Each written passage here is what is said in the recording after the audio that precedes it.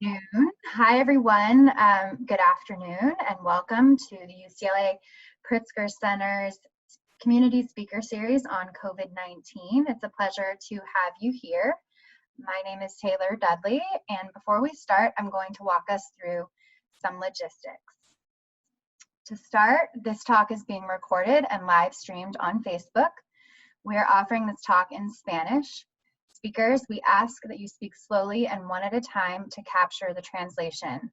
I'm going to ask our student assistant, Flor, to now announce and add instructions to the chat for the Spanish call line.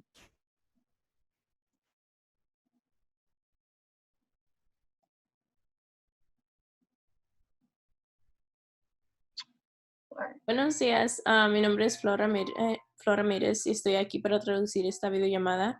Si necesita asistencia en español, por favor llame al número que está en el chat y ingrese ese código y yo estaré traduciendo todo lo que los speakers estarán hablando. Gracias. Thank you so much, Flor. This is a Zoom webinar. All attendees are muted with the exception of the panelists. Panelists include myself, our student team, and speakers, Dennis Smeal and Fauna Jamal. We are taking questions throughout the talk. Please utilize the Q&A function on Zoom for questions or ask the Spanish moderator. We will respond during the talk or ask the speakers to do so. If we run short on time, we will respond after the talk. This talk will be immediately available on our UCLA Pritzker Center page on Facebook and will be posted on our YouTube channel and Twitter account within 72 hours. If you didn't RSVP and would like future resources, please add your name and email to the chat. We will add you to our list. If you are a student joining and you need proof of attendance, please put a note in at the end of the chat. Please put a note in the chat at the end of the talk with your name, email, school, and professor's email. We will send proof of attendance after the talk. Finally, a note on geography. We are based at UCLA in Los Angeles, California. Consequently, the majority of our work revolves around the LA County child welfare system. Understanding folks are joining us from across the United States and perhaps even North America, we will do our best to share information that is relevant to all jurisdictions. Now for introductions.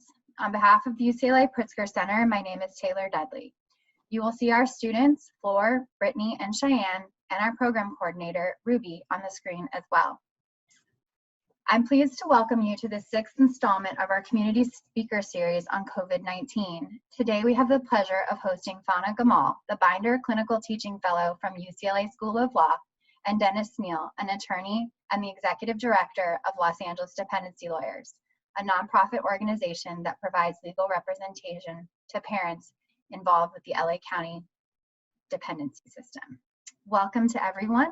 Let's turn to our first question, which is, can you please tell us a little bit about yourselves? And we'll start with Professor Jamal.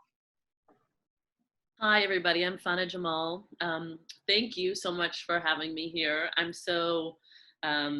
been so looking forward to speaking with you all and also learning from the other panelists. I am a Binder Clinical Teaching Fellow at UCLA. My background is actually as an attorney in the space of education law and also juvenile justice. My research and scholarship focuses on educational stratification, law, and social movements. And right now, I've been thinking a lot about a project on decarceration and sort of the different strategies and meanings of decarceration. Yes, so I'm very happy to be here. Thank you so much. Dennis? Hi, my name is Dennis Smeal. I am Executive Director of Los Angeles Dependency Lawyers. I started out about 25 years ago as a panel attorney in Lancaster, and then started with Ladle when Ladle began as a staff attorney, and then became a senior attorney and a supervising attorney and a firm director, and now have ended up in this position just in time for COVID-19. So it's been very interesting. I am very, very dedicated to representing parents in the dependency court system and making sure that they get the very, very best multidisciplinary representation possible. We have social workers, investigators, parent partner, and are soon going to be starting a hotline, which I know Taylor has heard about for a long time now, and it's great. We actually have a phone number. We'll be starting a hotline so that parents who are visited by DCFS can call somewhere and get legal information, find out a little bit about how the system works before they commit to dealing with a social worker or some other member of the child welfare system. And before they choose the path that they want to take, hopefully they can get some information. Pleasure to be here. Great, thank you both so much. So let's go ahead and start with our second question. We'll start with Dennis. Dennis, can you give us a bit of background on what's happening with the courts and how their closure and current, status has impacted parents? So it's huge. The bottom line is that there were 28 dependency courts in LA County pre-COVID, and there are now 8 that are operating. We are deemed to be an essential service, so we are still going to work, although most of our attorneys are working at home. The court now has 8 courtrooms operating with 2 judges for each courtroom. So one judge will handle the cases on Monday and Tuesday, and another judge will handle the cases on Wednesday, Thursday, and Friday. So that means that we have 16 judges working in addition to our presiding judge and our supervising judge. We have built a virtual courthouse, and we are handling court hearings on WebEx. These are only the emergency hearings, so every detention is still being heard. It's still being heard with attorney representation and with counsel and client present virtually on WebEx. And we have even held some contested detention hearings so that there's been witness testimony through the video and through the phone. It's not optimal, but it is better than not having any hearing at all, or having a hearing at which clients are either not present or don't have the right to be present.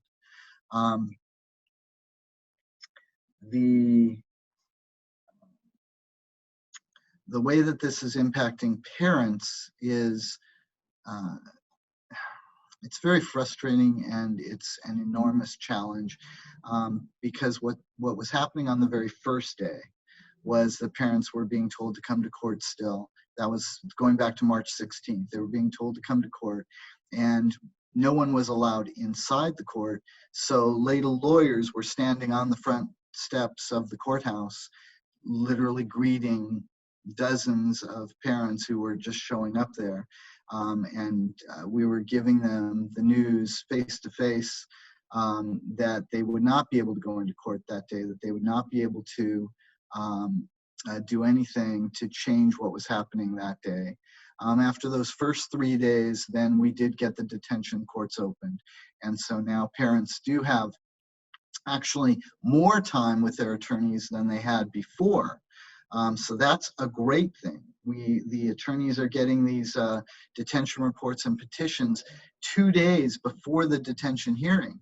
And we're having judges comment on how much more can be done, how much more our attorneys know about our clients, how many more questions can be answered, how many theories can be put together with that small added increment of time. But it looks like when we come back in June, I'm getting ahead of myself. So they're planning to reopen the court on June 22nd. So on June 22nd, we're going to be starting with detentions in the morning, and then other hearings in the afternoon. And the judge, with the input of the court partners, has come up with a list and an order of the way those cases are going to be handled. So for an example, the first 30 to 60 days are going to be all contested adjudication hearings where the child has been detained from both parents. Now, it's very frustrating if you're a parent who has had the child detained from you, and yet the child is with the other parent. You may not be getting any visitation, or at least no in-person visitation. You're probably not getting as much information as you would like, and yet the case is probably not going to be adjudicated for, well, yesterday some cases were continued that had been continued since March, or mid-March, and they've been continued to February of 2021. So that violates every deadline in the code. We hope that it is not going to stand. We hope that we're able to make enough inroads that we're going to get that moved up. But right now, there are 36,300 hearings which have been continued. Sorry, I was on mute and repeatedly saying, wow. Completely sobering to hear. Fauna, any comments on what you heard, or any response that you'd want to share? I mean, I definitely echo your wow. I think, Dennis, you paint a really devastating picture, in particular for parents and families. And you know, my background is primarily in the education context, and so I can kind of switch gears a little bit and talk a little bit about the impact of school closures, since it's related very much so to this issue, although, you know, it definitely comes apart in some ways. So as we know, Los Angeles County has, or LAUSD has closed schools for the rest of the school year. And probably a lot of people on this call are dealing with the impacts of that, honestly, of their children's staying home. But the thing that I wanted to talk about in particular is how that order is impacting some of the most vulnerable students, and particularly homeless students, because there's obviously a lot of overlap between that population and the population that Dennis is working with closely every single day. Before the call, I pulled a few statistics about homeless students in LA County. So right now, there's an estimate that the official count is about 17,000 homeless students in Los Angeles Unified School District. That number is more likely closer to about 25,000 because of reporting issues with homelessness in schools. I'll just say really briefly that the way that we count homeless students is different than the way that we might count homeless people, and the homeless under HUD. So homeless students are covered under this act called the McKinney-Vento Act, and there's a broader definition of who counts as homeless under that act. So these students are living in shelters, they're living in motels, they're living in cars with their family, and they're also living doubled, tripled, quadrupled up with family members. And like I said, that number is closer to about 25,000 students in Los Angeles Unified. In California, as some of you can imagine, that the number of homeless students in California has gone up by, I think, roughly 25% over the last 4 years. So there's just been a huge boom in the population of homeless students right now, and that has created a huge impact on schools and school resources. In particular, I think with the rest of the social safety net being quite anemic, schools have been asked to step in and provide resources to these students in a really different way. So when we talk about sort of stay-at-home orders or school orders, we have to always remember that there's a large number of students in LA County who don't have a home to stay at, and whose school was a significant part of where they were getting their resources and their services met. So I think some of the recent statistics in LA County or in LAUSD said that Los Angeles Unified School District was providing mental health counseling to about 30,000 students. And so those students aren't getting mental health counseling, or they're getting a very truncated version of it right now. Medical services to about 15,000 students. And so we can think about how school closures might affect those types of services, not to mention sort of other behavioral services connected to school. And of course, about every year, students are Los Angeles Unified School District is providing about 115 million free meals to poor students. And when I say poor students, I don't mean a small number of students. About 80% of LAUSD families live in poverty. And so I think we're talking about a large number of students. And so I just want to make sure that we're being cognizant of including them in the conversation, to just trouble what a stay-at-home order really means for a large group of Los Angeles youth and parents. Thank you so much, Fauna.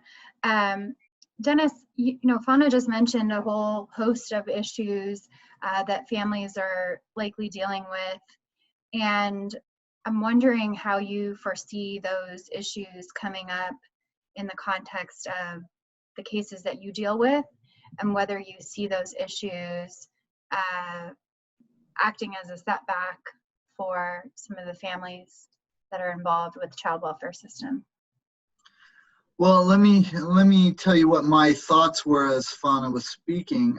I, of course, have been kind of thinking about making sure that our lawyers are supporting, especially our clients who have mental health issues, and making sure that they're reaching out to those clients with the mental health issues a little bit more, doing attempts to get them matched up with teletherapy or telecounseling, if that's at all possible, if their therapist, is not able to be working right now. And so I've been thinking about it from the parents' point of view, and I just realized, as Fauna was saying, yes, oh my God, yeah, all those kids that are getting mental health counseling at school, and where that is being effective, where that is helping, the home life be better. Now they're stuck at home, without their mental health assistance, and there are going to be problems, in those homes. There's going to be, at the very least, there's going to be a little more pushback, when mom says it's time to do schooling. There's going to be some arguments. There's going to be some yelling and some screaming, which, you don't have to have mental health issues in the family to have that. And now we've got, DCFS, Bobby Cagle, being quoted in the LA Times, basically deputizing all of the people in LA County to become quasi-mandated reporters, and to basically, make phone calls to the emergency hotline system if they have any reason to suspect that there are any problems in a home. This is just absurd. The article was inspired by the fact that mandated reporter calls have dropped in half. And so I guess that what people who read the paper and the person who wrote this article believe is that means that half of the child abuse in LA County is not being reported.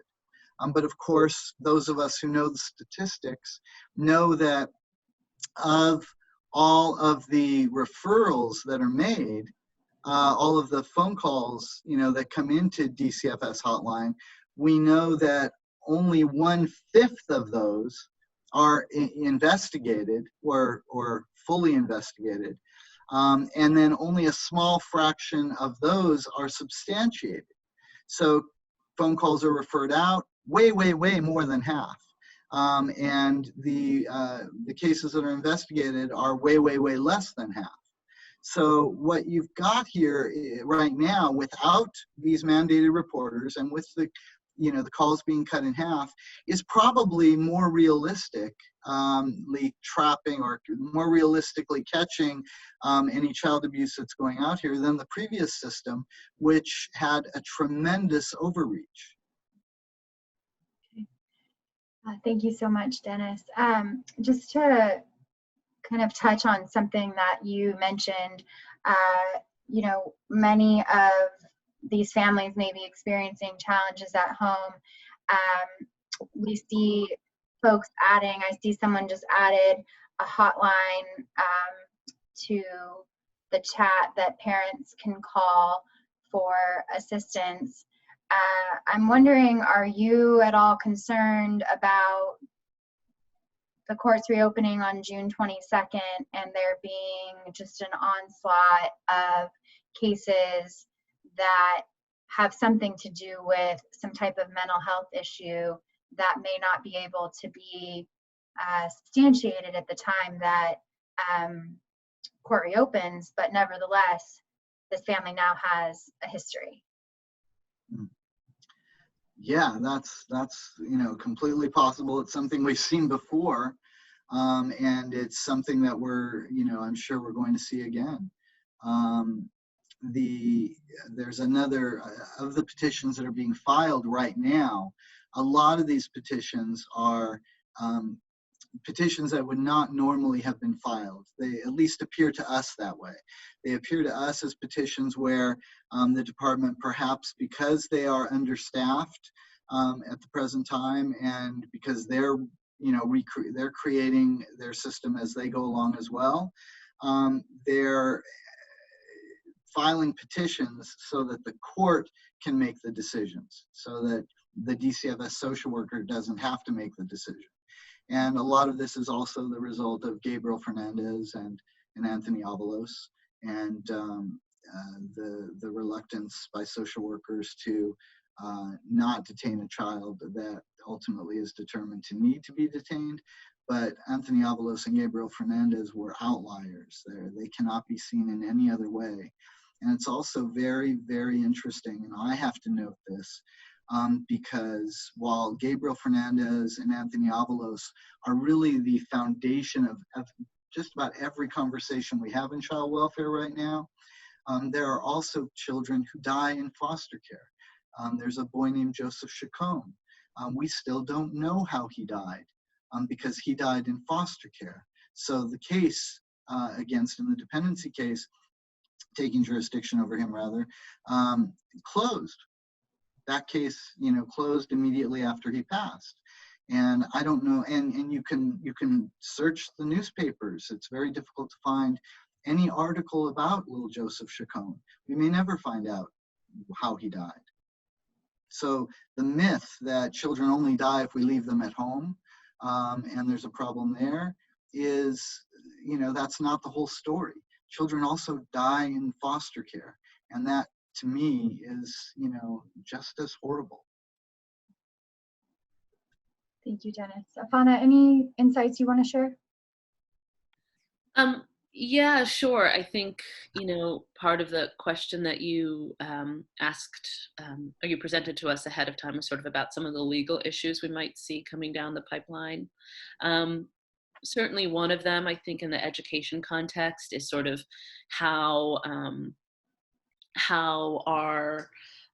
how's the provision of FAPE or a free appropriate public education, how's that continuity gonna carry over in as schools are sort of online. And so I think that that's a question. I think school districts are dealing with that in a different way, but I think that that's going to be a live issue, especially as it seems like not just the rest of the school year, but perhaps in the summer. And, there's big questions around what school is going to look like in the fall. So that's one question I see.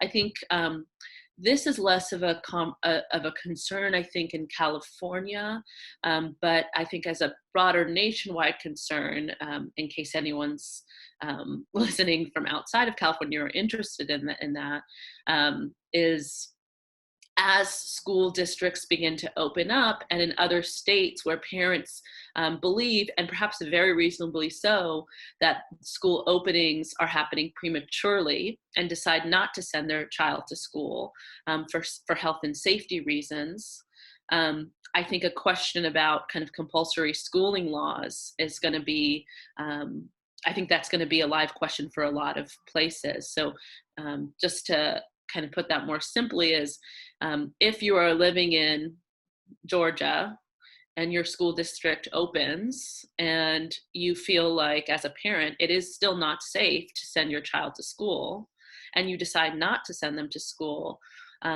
you are technically in violation of compulsory schooling.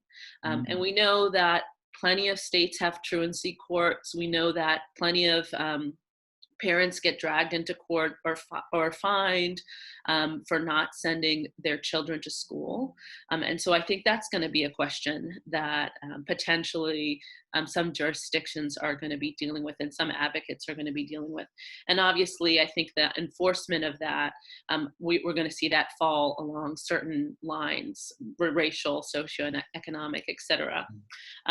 Another thing is, you know, I'm glad that Dennis brought up the sort of the LA Times opinion about sort of deputizing larger communities to sort of surveil parents. I think that definitely needs to be talked about, and sort of the problematic dimensions of that to be highlighted. And I also think that just because, for example, in the school context, students are not physically at school, doesn't mean I think we should ignore the types of new surveillances that could potentially happen with students on online learning. And I'll just say a little bit more about that, is that we really don't know what type of surveillances now will happen online with families, now that cameras and recordings are basically are in people's living rooms and in people's homes. We know that, you know, a lot of the platforms like Zoom, there can be recording of conversations or sort of sessions with students, and perhaps parents don't know or students don't know. I think, you know, that's one of the risks to having sort of this process to move everything online happen so quickly and so rushed, is that we really don't know what type of new surveillances might emerge. And so I think that is going to be a live issue potentially for advocates in Los Angeles and beyond. Thank you so much. Such great perspective from your differing vantage points. Really appreciate it. You know, Dennis, earlier you touched on some of the continuances that you're seeing, in addition to significant delays that will be taking place in many of these cases. What other legal issues do you see coming up for families, particularly as related to the reunification process, access to services, ultimately permanency planning, termination of parental rights, and so forth? Well, I think our biggest problem right now is dealing with visitation. It's, you know, at one point in LA County, the presiding judge had basically banned all in-person visitation. Then the Judicial Council approved some emergency rules which set forth the factors that the social workers needed to consider in order to give in-person visits, and they gave a recourse to Parents Council to try to have those decisions reviewed, but you're still stuck in the situation where you just don't have enough court resources to actually have those hearings heard. So you also have a tremendous amount of fear. And while we are very good at combating fear with science, the science isn't really there. So let's take the most extreme issue. We've got a tremendous number of infants who are not being allowed to bond with their mothers. And we are looking for experts who can educate us on this area. Because, for example, if mom is testing positive for COVID-19, almost every hospital has a separation policy. And we can understand that. But mothers are also not being allowed to have in-person visits with their infants when the mother is completely COVID-19 negative. So we need to have an expert who can come in, or a squadron of experts who can come in and give us their opinions on the harm to infants by not being allowed to bond with their mothers versus the potential risk of exposure to COVID-19 when a mother is engaging in all appropriate safety measures.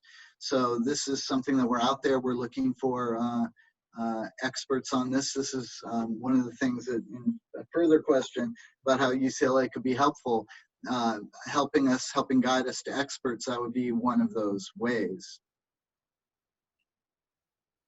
Thank you, Dennis. Fauna, we have some questions about compulsory education. I'm just wondering if you can go into that in a little bit further detail and possibly touch on how that could result in contact with the dependency system. Yeah, so compulsory education, so every state has laws that say if you are school age, you have to attend school, and it's your parents' responsibility to make sure that that's where you are. And so the issue that I was bringing up is that, in a sense, so this is why if a child is constantly or consistently truant or not at school, a lot of jurisdictions have potentially district attorney, can be followed up by a district attorney. I would point, in California, I would point some of the listeners to look up the truancy courts that were actually put in place by Kamala Harris. There was a lot of press around that during her run for the Democratic ticket, and so that can provide some information. So essentially, compulsory schooling are laws that say that you have to be in school if you're school age. The reason why this is, I think, important in this time is that this might clash with parents' belief about the safety of school environments right now in terms of the health of their child or health of family members living in their household. And like I said, I think in California, we're probably less likely at risk than people in other states because of the way that our state government seems to be kind of paying closer attention to the science, essentially.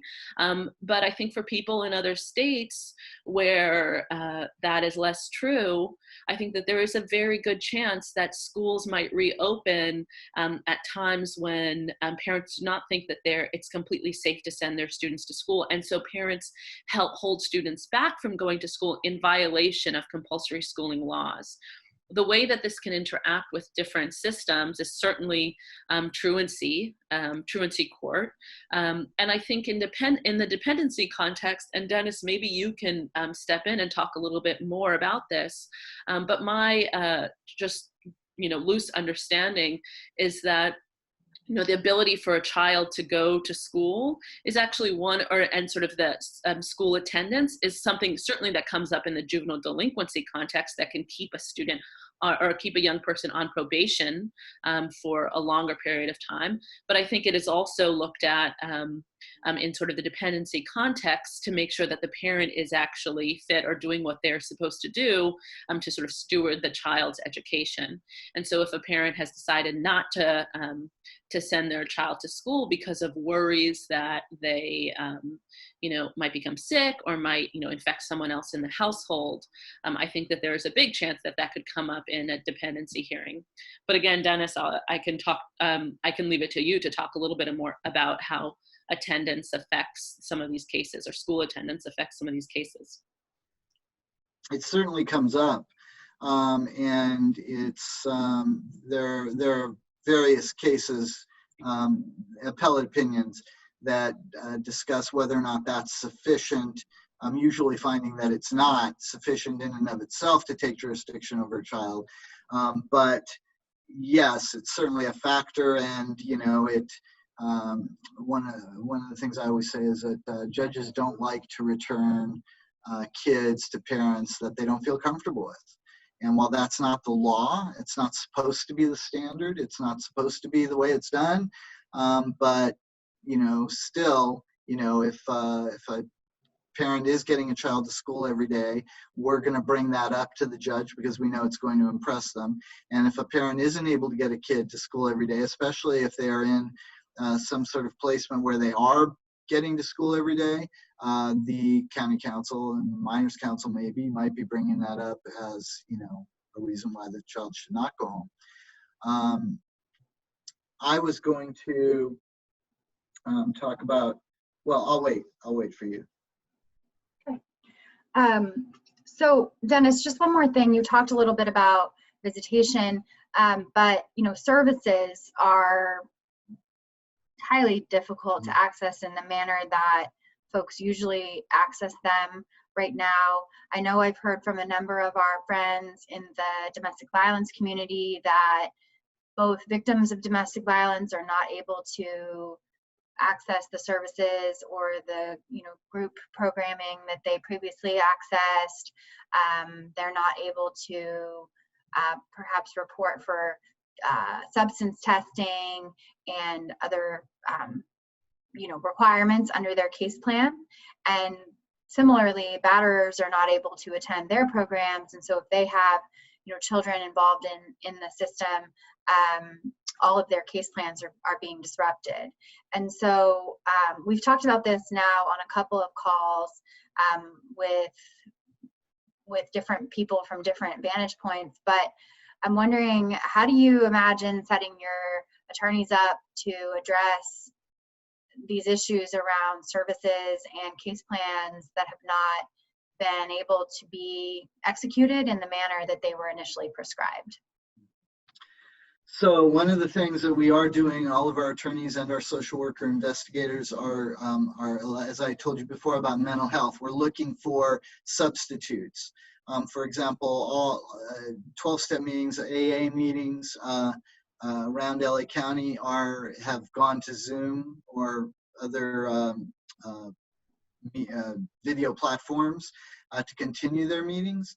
And we've been making sure that our clients know how to access that and, you know, how they can go about substituting that for whatever counseling might have been ordered. In addition, we've got online parenting classes, one of which we found at UCLA. You know, there's been always been a flat line on the amount of in online parenting classes that were allowed to be found to be fulfilling the case plan intent. So we've just always had to tell our clients, sorry, you can't go to a parenting class that's online. But now, you know, that we've been looking, we've found this great parenting class at UCLA that's, you know, supposedly you know, in accordance with DCFS requirements, and yet we've not been sending our clients to this before. So now we are. It's going to remain to be seen whether the courts find that to be satisfactory in all of these areas. We're finding the closest substitutes we can find. We'll have to wait and see what the judges say. There are new definitions of reasonable services being talked about and discussed. So as we recognize that reasonable services by the department for the parents for the fulfillment of the case plan is going to have to look different than it looked before this. And we're trying to be reasonable about that and recognize what the limitations during this time are for the child welfare agencies. But on the other hand, you know, they do have an obligation to provide reasonable services, make reasonable efforts to support reunification, and we're going to make sure that we're fighting for that. Thank you so much, Dennis. Fana, did you have anything you wanted to add, or if not, I'll move on to the next question. No, please go ahead. You can move on to the next question. I just want to be cognizant of our time, so I know we have a lot of questions. No, you're doing great. Thank you so much.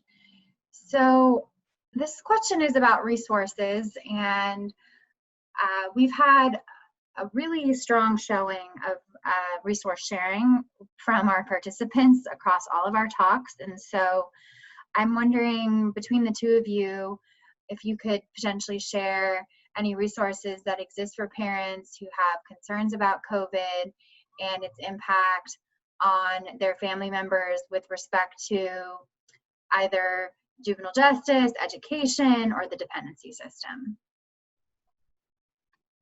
Want to start, Fana? Yeah, sure. Well, one, I'm seeing a lot of people in the chats giving some resources, so that's great. And I also heard Dennis at the beginning or earlier in the talk give some resources, and that's wonderful. I will add that I think about 60 schools in LAUSD are now doing sort of food drop sites, food and supply drop sites, I think grab and go, and that information is on the LAUSD website. You know, I think the conversation, there are those resources, on public health sites that talk about different ways to sort of keep yourself safe and your family safe. But I think the conversation about resources, it's always a difficult one for me, because I think there's a few different conversations that sort of need to happen, I think, in this time, especially with respect to parents and families, which is, what is the future going to look like? How do we get through this time right now? And really looking at a conversation that looks back a little bit to talk about and really reckon with what was life like for a lot of parents and families before we entered this sort of pandemic, the reality of this pandemic. And I think a lot of information, a lot of our talk about sort of resources, that conversation really could use a shift to speak realistically about sort of how much parents and families were struggling, and how much our institutions and our social welfare sort of safety nets have been struggling to meet the needs of people even before we were in this pandemic. So that, we can talk about resources that help us get through this, and I think that is really important. But I also think we also need to have a real conversation about why it is that so many of our parents and families have been living in such an intense state of precarity, really not being able to make their rent, not being able to provide healthy food for their families, not being able to afford childcare, and not being able to find sort of safe and stable housing that will allow their children to access education in a meaningful way. And so I think thinking about not just resources to get us through, but really what were the resources that we really needed back then. I mean, I'm sure Dennis can talk about the issues that the child welfare system and the dependency system were facing before this crisis, the issues that parents were having accessing services even before this crisis. And so I think we can't make the mistake of wanting to double down on just trying to get back to, sort of that state, when we know, I think if we're being real with ourselves, that state was really not workable for a large number of people. Dennis? So yes, I agree with everything Fana has said, and I also thought that your phrase "anemic social safety net" was really a very good one. Except then when I started thinking of the areas that have been anemic, I realized that so many safety nets have actually been dismantled and taken away altogether. They're not even, it's not that they're weak now when they were strong before, it's that they were weak before and they don't exist now. And they don't exist with our permission. I think that's the problem when the incredibly well-meaning, judges and presiding judges and the Judicial Council and the Chief Justice of the Supreme Court, when all of these people make these emergency orders, there are costs to that. Deadlines are just dismantled. They just don't exist anymore. And those deadlines were in place for a reason. But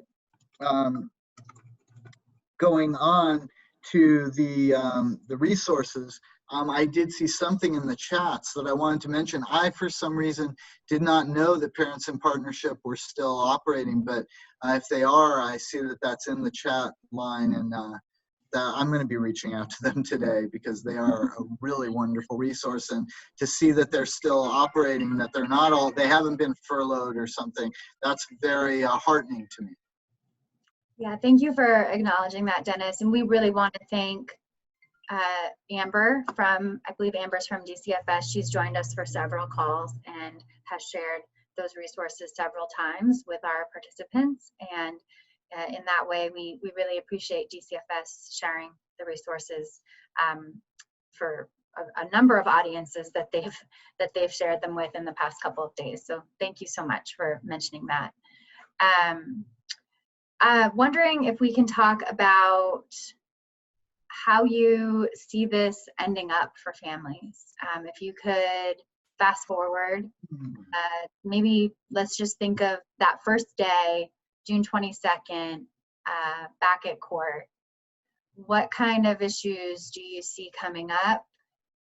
What can we all prepare to, think about in terms of ways to respond? And how should families who are involved with any of these systems, whether it be education, juvenile justice, or dependency, be thinking about preparing really now, a couple of months out for what's to come? Me? Yeah, go ahead, Dennis. Okay. So I think the first thing that I think of when I think about June 22nd is how we are going to come back a different group of people than we were when we left. We have been, at least I know I have been, remarkably humbled by this experience. I think that so many of us are good at what we do, and we have a certain pride in what we do, and a certain pride in our knowledge and our educations and all that we've done and our accomplishments, and all of that means exactly nothing. And we've learned that this virus is in control. So when we say that we're coming back on June 22nd, I always like to point out that no one has actually consulted with COVID-19 on that date. Nobody knows what the virus has in mind. And let's make no mistake, the virus is the boss right now. So when we come back on June 22nd, if we are coming back on June 22nd, we're going to still be socially distancing. The judge has already told us that. And that's going to make it very, very difficult. That's going to mean that the number of cases that can be heard each day are minimal. And that means that we are going to be, if parents want to move forward in the process, they're probably going to feel that they need to settle cases which perhaps their attorneys are telling them there are valid defenses for. So I worry about that. I worry that, people are going to want to, they're going to see the barrier of the continuances and want to overcome that barrier first. I'm also concerned about my staff. I'm concerned about the attorneys going back into an environment where they once again are dealing with the public every day. We only had 2 positive tests come out of our 253 employees so far, but both of those were because of client contact with the public, and so I'm worried about that as well. But also, I am heartened by the fact that CLC, the Children's Law Center, who represents the children, the county council, who represents DCFS, and the judges, at least the ones that we've been able to speak to so far, are extremely committed to identifying the problems and identifying the barriers and coming up with workable solutions to all of them. I think that the parents are rising to the occasion. I think that parents are understanding what is going on and that it's bigger than they are. And I think that a lot of parents are doing some creative things. They are coping with the inconvenience of all of this, the threat of all of this. They're coping really well. And I'm hopeful that that factor will also be considered by the judge when they're determining whether or not the parent has been able to, successfully deal with their issues that brought them there. I just hope that getting through this, with a positive attitude and with some creativity, with some flexibility and some problem solving, I hope that all of those qualities which I'm seeing in the parents that we represent, I hope that will count for something in the court. Absolutely. Fana, any thoughts? Sure. I also agree with Dennis is that, we can talk about a June date all we want, but nobody knows. Nobody knows when when things are going to be open or what that's going to look like. And so I think it is, humbling in that way. You're right that, just to understand that this is not really our timeline to set. I think that obviously, one thing I have concerns about obviously in the school context is if schools reopen in the fall, what might it mean for students who are getting or who typically get services like behavioral services, mental health, healthcare services in school to have gone without for so long, or at least gone without face-to-face. I'm glad that some people are putting hotline numbers for mental health in the chats, but also I think we also have to be real about how how different it might be to get those services over the phone or via telehealth instead of face-to-face. So I do worry about the impact of that on students and subsequently on families. I think that, the economic hardships and sort of the new expectations that this might set for families and for parents in particular is important. I think, when, we emerge ultimately from this, I think that we will have to do some resistance to sort of judging how some parents have been able to cope with this crisis. And I think humanizing people's experience in this crisis is going to be very important for us to do.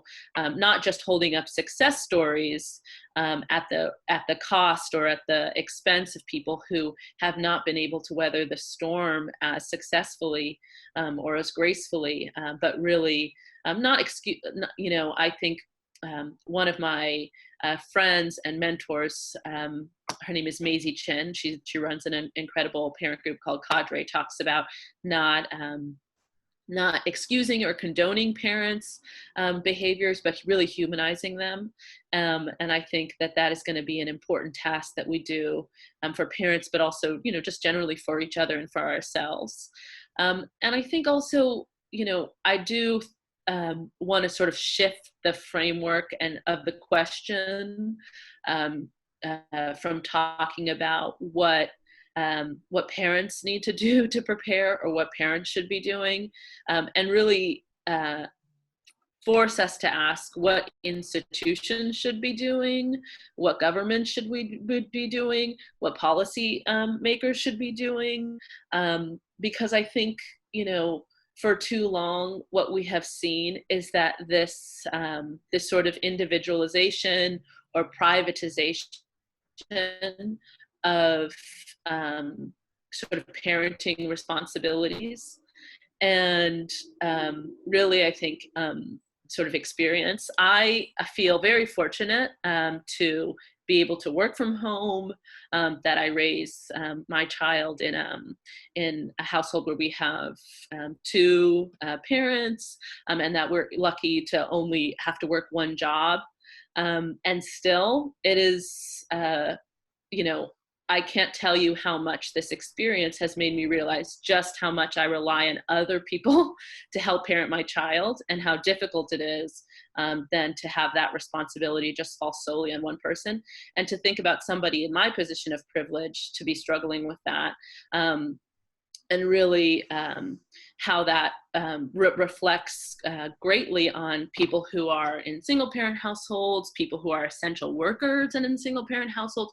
Really, I think what people are going through and sort of what people have to be going through right now just to take care of their children and to be able to parent, really highlights the fact that, you know, we rely on a whole network of people, a whole network of services, a whole network in our community to be able to raise our children.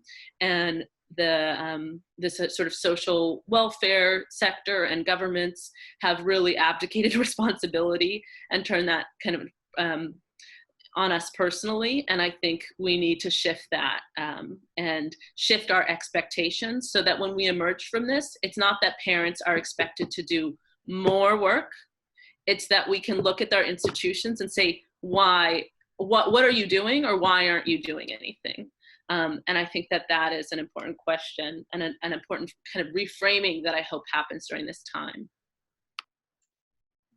Anna, thank you. I have, in case the 208 people on the webinar right now can't tell, I have tears in my eyes for gratitude for you really reframing what I said and inviting us all to think about the ways in which we can continue to step forward through our systems and through our positions of great privilege to be helpful to families during this time. So thank you for shifting that. I appreciate that so much. Dennis, any thoughts? You want me to follow that? I was going to say any closing thoughts? I think the closing thoughts have been thunk. Yeah, Donna, that was beautiful. Yeah. Fauna, thank you. And I agree with you completely, Dennis. The closing thoughts have been thunk. So thank you, Fauna. With that in mind, we have had quite a few questions come through the chat, most of which we were able to answer, some of which we didn't get to, and we will work to respond either individually or with a follow-up contact information to a different organization that probably can answer your questions.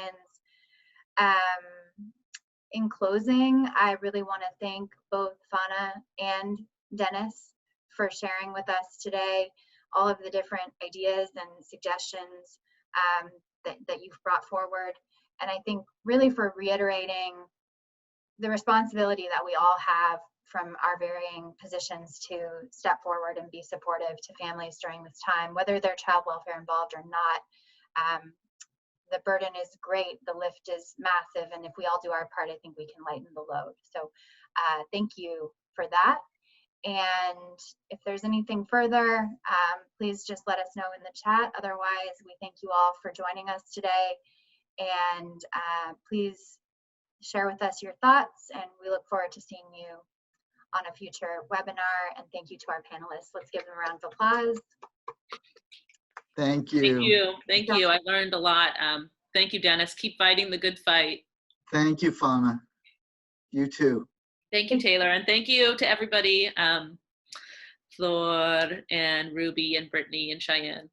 Yeah, you guys, that went off without a hitch. Thank you. Thank you, production team. All right, Take everybody. care. Thank you all so right. much. Take care. Bye-bye. Okay. Bye-bye.